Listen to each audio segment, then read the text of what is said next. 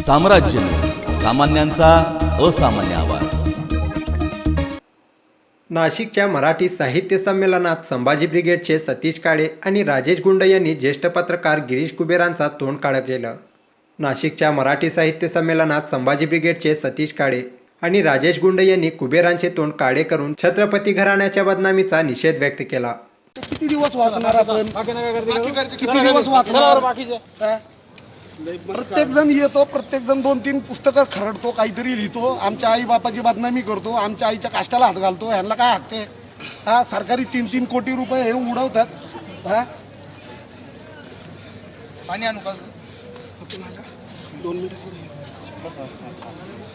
पाणी घ्या, पाणी घ्या। तुमचं पूर्ण मनोगत सांगा। पाणी घ्या। ते मास्क थोडं बाजूला। छत्रपती संभाजी महाराजांची बदनामी केली आहे गिरीश कुबेरने।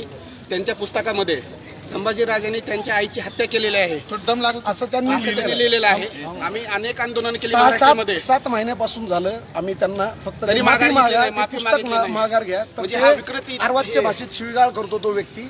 आता फक्त त्यांना आम्ही इशारा दिलेला आहे, इथून पुढे जर त्यांनी ते पुस्तक परत नाही घेतलं तर त्याचे हात कलम केले। 8 महिन्यापासून आमचे संभाजी ब्रिगेडचे सतीश काळे आणि राजेश गुंड यांच्या पाठीशी संपूर्ण संभाजी ब्रिगेड आणि शिवप्रेमी ठामपणे उभे आहेत, अशा भावना महाराष्ट्रातील अनेक शिवशंभूप्रेमी फेसबुक, व्हॉट्सअप, ट्विटर, इंस्टाग्राम आदीच्या माध्यमातून व्यक्त करत आहेत।